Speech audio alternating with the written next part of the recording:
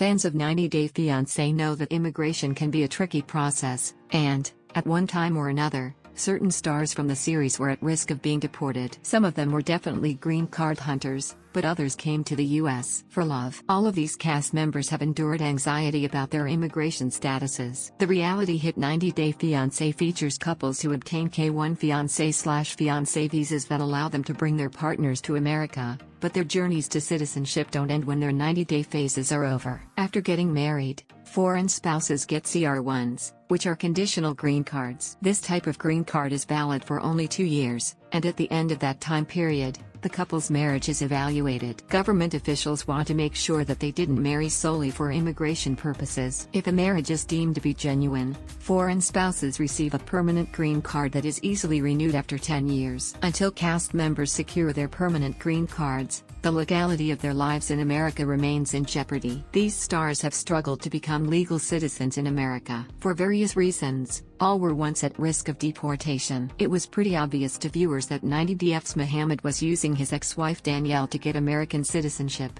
though it took Danielle a while to realize it. He admitted that he was never attracted to Danielle, so it was no surprise that Mohammed left Danielle as soon as he got his green card. Danielle was understandably furious and threatened to get an annulment, which would have invalidated their marriage and put Mohammed at risk of deportation. However, he convinced Danielle to grant him a divorce instead, which has allowed him to remain in the country. When Yara first came to America, her fiancé Jovi Dufresne's friends and family were suspicious of her motives, and one of Jovi's friends predicted that Yara would leave him as soon as she got her green card. However, it's now clear that Yara is with Jovi for love, and they've formed a beautiful family with their young daughter, Mila. Unfortunately, 90DF's Yara's immigration status is still in flux. In November of last year, Yara revealed that she hadn't received her green card yet. Without a green card, Yara has been unable to leave the country to visit her family in Ukraine. She won't rest easy until her paperwork goes through. After Jess called Colt Johnson a trash man on the show, and their relationship fell to pieces because he cheated on her,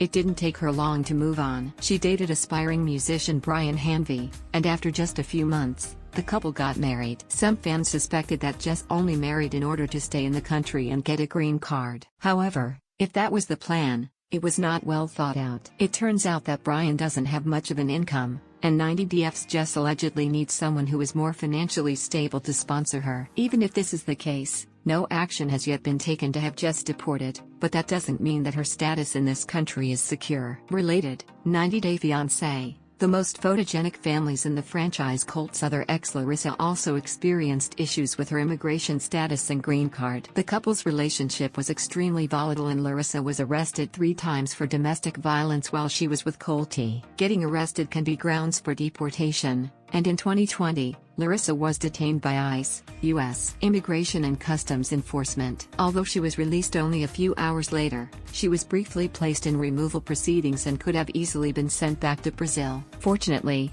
that was 90DF's Larissa's last immigration snafu. She is still living in the U.S. Luis is considered an obvious green card hunter who used his ex-wife Molly Hawkins as a free ticket to America. He pressured Molly to get legally married early on in the 90-day K1 visa period, to secure his status in America, but it was clear that he didn't love Molly. The couple ended up divorcing and Luis remarried shortly afterward. However, his new wife was not the ticket to a green card because she wasn't a U.S. citizen. She is from the Dominican Republic, as Luis is. There was another twist to Luis' story in December, when he revealed that he and his second wife had split. Luis is currently living in New Jersey, and fans are surprised that he's managed to remain in the country. The 90DF star Natalie's tumultuous relationship with Mike Youngquist ended in heartbreak but didn't end in divorce right away. Mike and Natalie are still legally married, so most fans assume that Natalie's immigration status is currently secure. However, on the 90-day, The Single Life Tell-All, Mike revealed that this isn't the case. Apparently,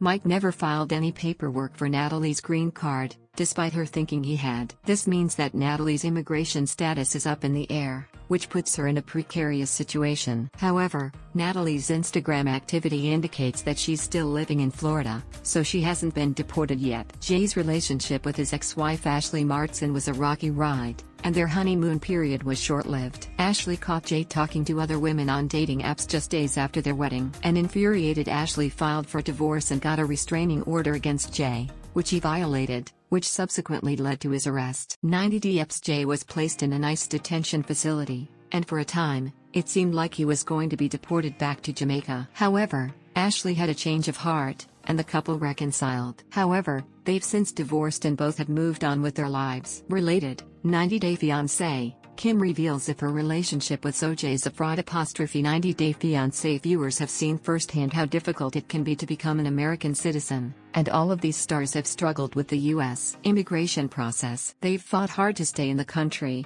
and though some cast members get criticized for the lengths they've gone to in order to avoid deportation, their tenacity is rather impressive.